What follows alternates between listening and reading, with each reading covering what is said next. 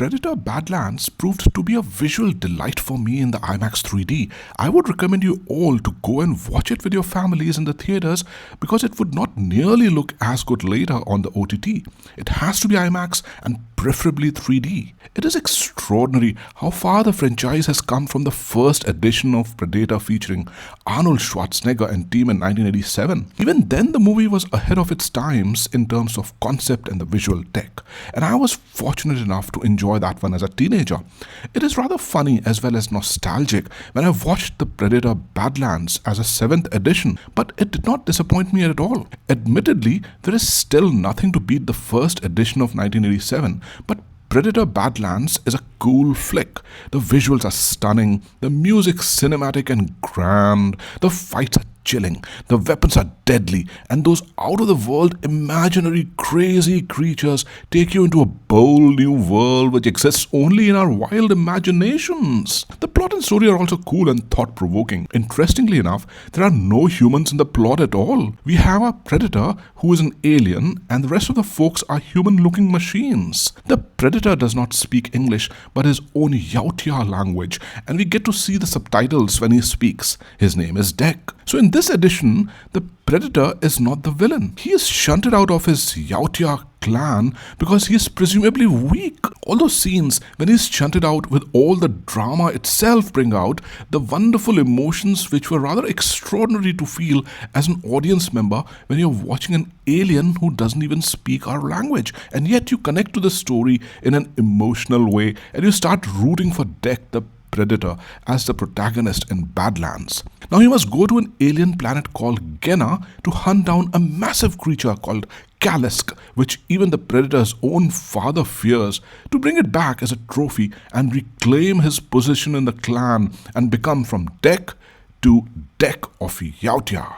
The chant of Deck of Yautja almost becomes a slogan of the movie, and it hits you with its simple but powerful emotion which becomes a backbone of the movie for the motives of all the action that follows. Even the Predator has to be played by an actor, and his name is Demetrius Schuster Kolomatangi.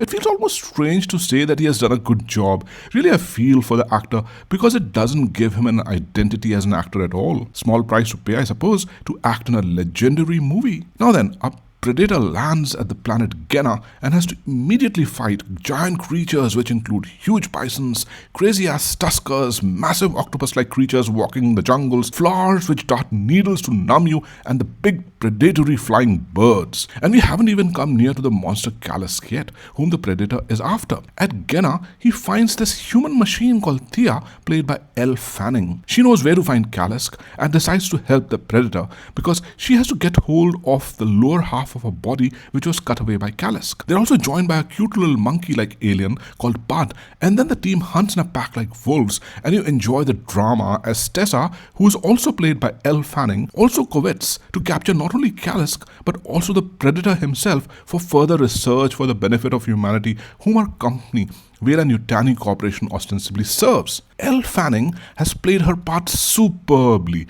On the one hand, she plays a sweet, emotional, cute, rolling her eyes and talking character of Tia, and on the other, she plays the cold, heartless, calculating character of Tessa. It is safe to say that it was a masterstroke to include Tia and Tessa in the movie, otherwise the movie would have been not half as good as I found it to be. It would be fun to watch the other works of Elle Fanning, and I'm sure she has a bright future ahead. Even the dialogues in the movie are good, even though they are short and simple ones. Simple context-sensitive dialogues like, "It'll be an honor for you," sound funny, and Tessa's inspirational dialogue about the wolves hunting in the pack and what she tells about the leader of the pack proves decisive to the Predator's saga on the alien planet Genna in his quest to conquer Kalisk. What happens to Deck, the Predator, and Thea and Bud, and even Kalisk, not to mention Tessa and her team of human-looking machine soldiers? That would be for you to find out in a thrilling fashion in 3D, and you won't be disappointed at all. Kudos to the director Dan Trachtenberg for dishing out such a treat.